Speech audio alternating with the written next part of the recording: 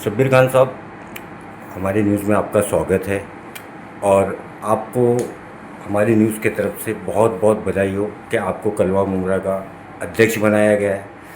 और उसके बाद में हमारी पहली बातचीत हो रही है आपसे।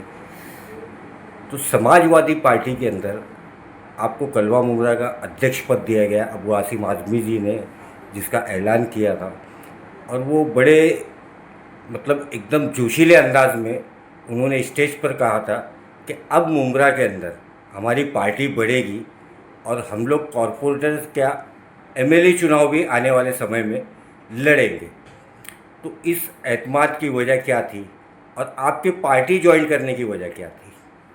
अस्सलाम वालेकुम रहमतुल्लाहि वबरकातुहू। मैं शब्बीर खान। रफ़ीक भाई, बहुत बहुत शुक्रिया आपका।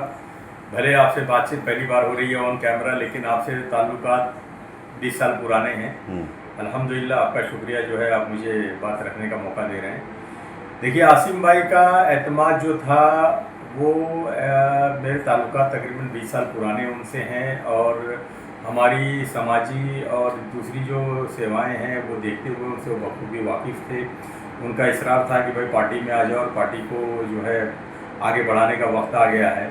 तो मैंने अल्हम्दुलिल्लाह उनकी बातों पे लब्बैक कहा और पार्टी के अंदर जो है प्रवेश किया।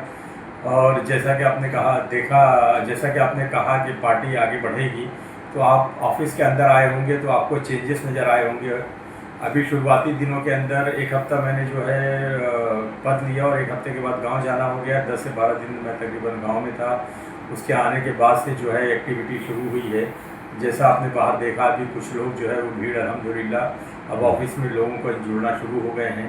पहले हमने ऑफिस का नक्शा बदली किया, उसके बाद में फिर जो है लोगों पे मेहनत शुरू कर दी। तो कुछ लोग अभी आए हैं और कुछ लोग अभी रास्ते में हैं। बहुत सी पार्टियों से बहुत से लोग संपर्क में हैं, और बहुत से लोग जो है इंशाल्लाह समाजवादी पार्टी को ज्वाइन करना चाह रहे हैं। इंशाल्लाह सबसे पहले हम अपना संगठन मजबूत करेंगे और मुमरा के लोगों को साथ लेकर मुमरा की समस्याओं पर काम करने की कोशिश करेंगे। शब्बीर खान साहब, यूँ तो आप हमेशा ही पॉलिटिशियन लोगों के स्टेज पे दिखाई दिए, अलग अलग पार्टियों के साथ में रहे, हर बैनर में आप नज़र आते हैं, और पूरे मुमरा में सोशल वर्क भी बड़ी तेज़ी से किया है आपने। और हमेशा जो है जितने भी पॉलिटिशियन हैं उनके साथ शाना बाना आप साथ में रहे। लेकिन इतने सालों के बाद अब पॉलिटिक्स में कदम रखा है आपने, उसकी क्या ख़ास वजह है? देखिए, मुमरा का तकरीबन 20 सालों का जो सफ़र है वो आप लोगों के सामने है। दूसरी बात यह है कि मैं किसी पॉलिटिकल पार्टी में नहीं था, लेकिन मेरे ताल्लुकात अल्हम्दुलिल्लाह हर एक पॉलिटिकल पार्टी से, समाजी लोगों से, मजहबी लोगों से, और मुमरा के तकरीबन जितने भी गयूर लोग हैं उनसे ताल्लुकात मेरे रहे हैं। और जब भी समाज ने आवाज़ दी है, अल्हम्दुलिल्लाह उनके साथ जितनी हैसियत थी उतनी हैसियत के साथ मैं खड़ा रहा हूँ। समाजवादी पार्टी में ख़ासकर आने का मकसद ये है कि समाजवादी पार्टी एक सेकुलर पार्टी है और पूरे देश में हिंदू, मुसलमान, सिख, ईसाई सबको लेकर चलती है।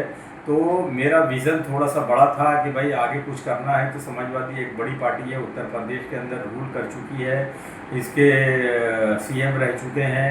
आज भी 37 हमारे जो है वो एमपी हैं, 100 से ज़्यादा एमएलएस हैं। तो अगर आपको आवाज़ उठानी है, आज एक बहुत ही मजबूत शख्सियत बम्बई के अंदर जो अबू आसिम आज़मी के नाम पर मौजूद है।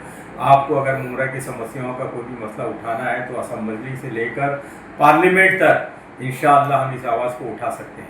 आपकी इस बात के अंदर सच्चाई है कि समाजवादी पार्टी एक बड़ी पार्टी है, और यूपी में ही नहीं, महाराष्ट्र में भी वो एक अच्छे, पहले 3-3 एमएलए थे, उनके कॉरपोरेटर भी अच्छी तादाद में थे, 15-16, हाँ, तादाद में कॉरपोरेटर थे। आज भी नवाब मलिक से लेकर के बशीर पटेल तक का पार्टी में शामिल थे। तो वो दौर ये पार्टी ने देखा है, और आज वापस से पार्टी अपनी मजबूती करने पे लगी हुई है। अबू आसिम आज़मी में भी जोश जो दिख रहा है आजकल, जो पहले अबू आसिम आज़मी इतने एग्रेसिव हो करके बोलना ऐसा लगता था कि भूल गए, लेकिन वही जोश, पुराना जोश आज उनमें दिख रहा है। जी। तो इन सब चीज़ों को ले करके मुमरा के अंदर आप पार्टी बनाने के लिए, पार्टी के नए कार्यकर्ता जोड़ने के लिए, पार्टी का संपर्क नए नए लोगों के साथ में और नए विज़न क्या आप लेके आए हैं? देखिए अभी फिलहाल तो ये है कि संगठन पे मेहनत हो रही है। जिस तरीके से अबू आसिम आदमी साहब ने मुझ पर एतमाद जताया है, उसी तरीके से अल्हम्दुलिल्लाह मुमरा के लोग जो है वो मुझ पर एतमाद जता रहे हैं।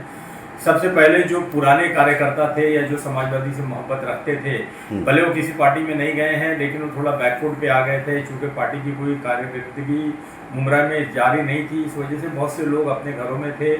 अब उन लोगों से कांटेक्ट किया जा रहा है, वो लोग आगे आ रहे हैं और अभी जो है वो पार्टी में जो है वो नॉमिनेशन और फॉर्म भरने का जो है काम चल रहा है। इंशाल्लाह अलग अलग तरीके से, जैसे हमारे पास अभी 6 वार्ड हैं, 6 वार्ड के अध्यक्ष, फिर हर वार्ड में 4-4 वार्ड हैं, फिर उनके अध्यक्ष, फिर हमारी महिला सेल, फिर डॉक्टर की सेल, फिर एडवोकेट की सेल, फिर युवा अध्यक्ष, फिर युवा अध्यक्ष के अंदर जो है अलग अलग पोस्ट जो है। जब ये पूरे पोस्ट इंशाल्लाह पूरे हो जाएंगे तो इंशाल्लाह हम मैदान में उतरेंगे। शब्बीर भाई, मुमरा के अंदर आपको क्या प्रमुख समस्या नज़र आती है जिनके ऊपर पॉलिटिशियन होने के नाते आप काम करना चाहेंगे? देखिए मुमरा चूँकि एक मिडिल क्लास इलाका है, इसमें समस्याओं का अंबार है, एक दो नहीं। सही बात। आप किसी भी फील्ड में चले जाओ, आप एजुकेशन में चले जाओ, हेल्थ को लेकर चले जाओ, रास्ते गटर नालों को लेकर चले जाओ, काम हुआ है। मुमरा नो डाउट, मैं 20 सालों से मुमरा को देख रहा हूँ, बदलते हुए मुमरा को देखा है।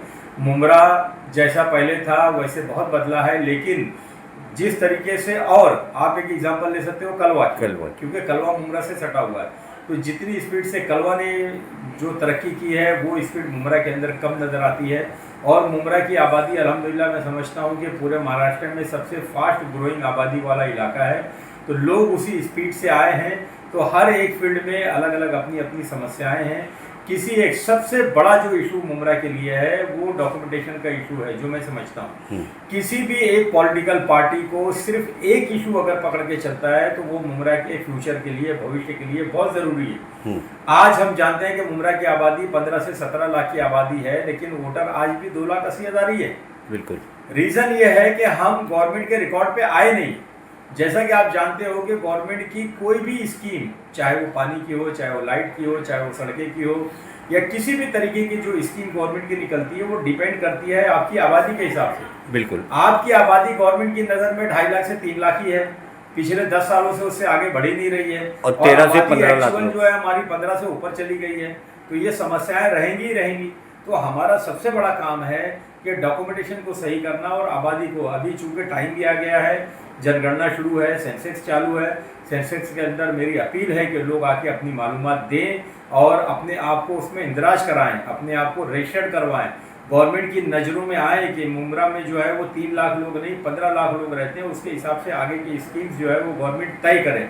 तो ये एक पॉलिटिकल पार्टी अगर सिर्फ यही एक काम करे और ये सिर्फ बैनर लगा के, पोस्टर लगा के, और हम सिर्फ एक ऑफिस में बैठ के ये काम नहीं कर सकते 15 लाख की आबादी में। मतलब अगर 3 लाख लोग रिकॉर्ड पे हैं तो 13 लाख लोग रिकॉर्ड पे नहीं हैं, तो 10 ऑफिसें लगेंगी, 200-400 लोग इसके लिए काम पे लगेंगे।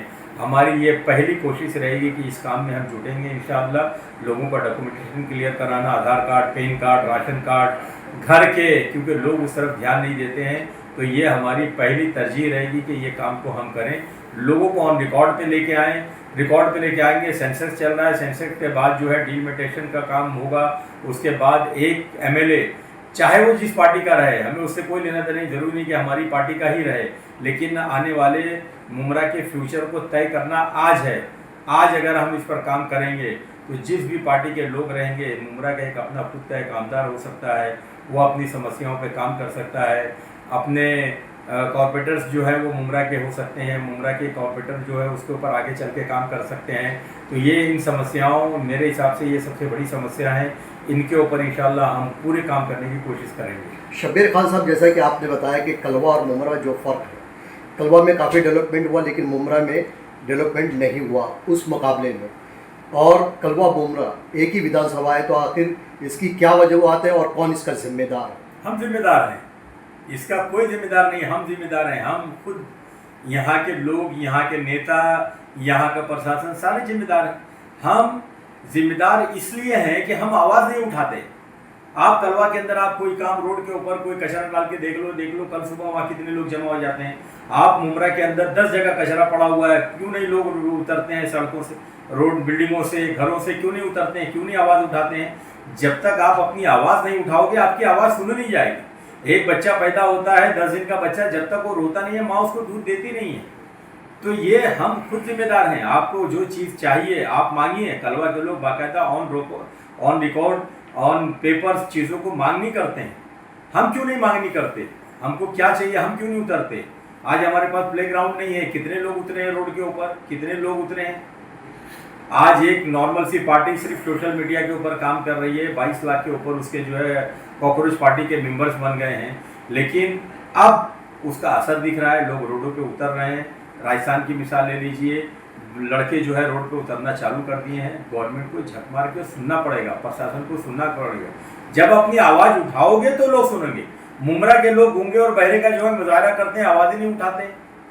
और यही वजह है कि यहाँ पर 15-16 सालों से एक ही विधायक है और ये तरक्की नहीं उठाई, नहीं हो पाई। तो सीधे सीधे आप ये कहना चाहते हैं कि जो है कि विधायक है उन्हीं की वजह रही है। नहीं। विधायक आप कैसे कह सकते हो कि विधायक वजह रहे? आधा विधायक हमारा है, आधा कलवा का है। वही विधायक कलवा में काम कर रहा है तो सक्सेस है, यहाँ क्यों नहीं कर रहा है? वजह यही मैंने कहा कि लोगों ने अपना हक मांगना छोड़ दिया है। आप जब तक अपना हक नहीं मांगोगे तब तक आपका हक मिलेगा नहीं। रोड पे आओ, आप अपना हक मांगो, सिस्टम जुडिशरी से मांगो, आप कोर्ट कचहरी में जाइए। अगर आपको कोई चीज़ें चाहिए तो आप चलिए उसके पीछे, मांगोगे तो मिलेगा। शबीर भाई, आखिरी सवाल, ईद उल अज़हा का मौका है। ईद उल अज़हा के मौके पर पुलिस की कई गाइडलाइंस है, म्यूनसिपल कॉरपोरेशन की कई गाइडलाइंस है। आज प्रभाग समिति में तमाम पार्टियों की मीटिंग भी हुई है। उस ताल्लुक से आप क्या कहना चाहते हैं ईद उल अज़हा के मौके पर? देखिए अल्हम्दुलिल्लाह परसों ईद उल अज़हा है। मेरी तरफ से, समाजवादी पार्टी की तरफ से तमाम मुमरा वासियों को, तमाम बम्बई वासियों को, पूरे महाराष्ट्र और पूरी दुनिया के लोगों को ईद उल अज़हा की बहुत बहुत मुबारकबाद। साथ ही साथ हम पर ये फ़र्ज़ बनता है कि हम जिस मुल्क में, जिस शहर में रहते हैं, वहाँ के कानून का पालन करना, क्योंकि कानून बनाए जाते हैं इंसानी भलाई के लिए, तो उनके कानून का पालन करना बहुत ज़रूरी है। दूसरी बात, हमारा त्यौहार जो है वो ख़ासकर ईद उल अज़हा जो है वो कुर्बानी का त्यौहार है, जिसके अंदर मतलब जो है कुर्बानी होती है तो कहीं ना कहीं गंदगी होती है, कहीं ना कहीं उसका फजला निकलता है, उसका मटेरियल सब निकलता है।